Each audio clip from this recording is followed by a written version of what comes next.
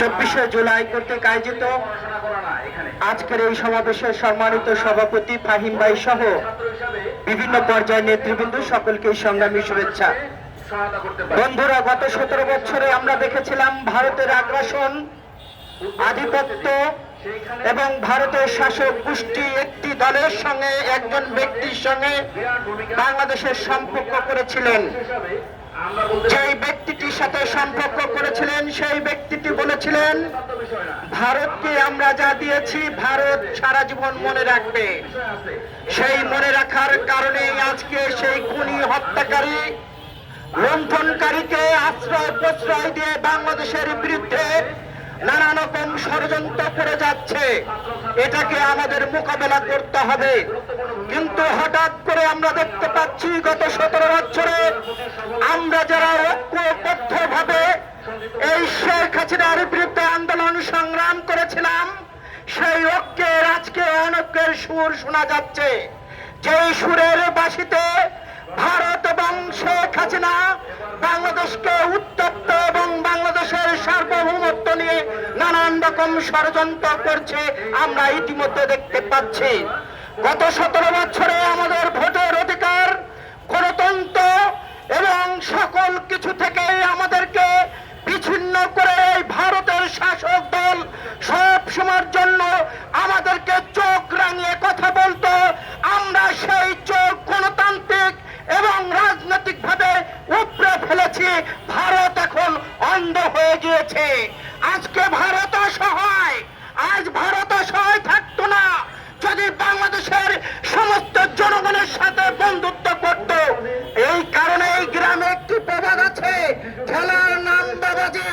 ভারত ইতিমধ্যে গতকালকে আপনারা দেখেছেন, তারা বলতে শুরু করেছে শেখ হাসিনাকে নাকি তারা বলেছেন বাংলাদেশ বিরোধী কোনো বক্তব্য দেওয়া যাবে না। আমরা ভারতের জনগণের বন্ধু, ভারতের জনগণ আমাদের শত্রু নয়। ভারতের যে শাসক দল যারা আমাদেরকে চোখ রাঙিয়ে কথা বলে, তাদের সঙ্গে আমাদের লড়াই। আমরা তাদেরকে বলতে চাই, যে ব্যক্তিটি হাজার হাজার মানুষকে খুন করলো, সেই খুনিকে যারা আশ্রয় প্রশ্রয় দেয়, তাদের সাথে আমাদের কোনো বন্ধুত্ব হতে পারে না। আমরা দেখেছিলাম আমার বোন ফেলানিকে কিভাবে গুলি করে কাঁটা তারা ঝুলিয়ে রেখেছিল। আমরা সেই নির্মম ইতিহাস দেখতে চাই না। আমরা সকাল বেলায় ঘুম থেকে উঠে যখন দেখি আমার কৃষক ভাইকে গুলি করে হত্যা করা হয়েছে, আমি যখন দেখি আমার ভাই ক্ষেত খামারে কাজ করতে যায় তাকে হত্যা করা হয়েছে, সেই বন্ধু আমাদের দরকার নেই।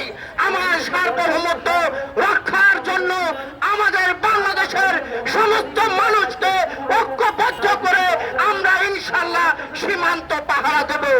একটি কথা বলে আমি আমার কথা শেষ করতে চাই। অন্তর্বর্তী সরকারের কিছু উপদেষ্টারা তারা ভূত হয়েছেন। যদি ভূত না হন, তারা কেন ইলিশ মাছ এই ভারতের পূজাতে তারা দিলেন? বাংলাদেশের মানুষ প্রশ্ন করতে চায়। তারা বলার চেষ্টা করছেন পূজা উপলক্ষে, এই উৎসব উপলক্ষে যদি ইলিশ মাছ ভারতকে দেওয়া হয়, তাহলে বাংলাদেশে আমরা যারা মুসলমান আমরাও কিন্তু ঈদ উৎসব করে থাকি। আমাদের ঈদ উৎসবে কেন তারা পাঞ্জাবি, টুপি, তসবি দেয় না? আমি অন্তর্বর্তী সরকারের কাছে প্রশ্ন রাখতে চাই।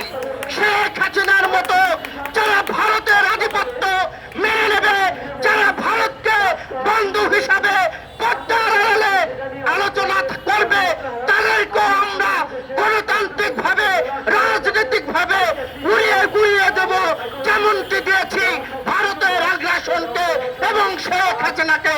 সকলকে ধন্যবাদ জানিয়ে আমি আমার কথা শেষ করছি। দেখা হবে রাজপথে, কথা হবে স্লোগানে, হয় লাশ না ইতিহাস। আল্লাহ হাফেজ।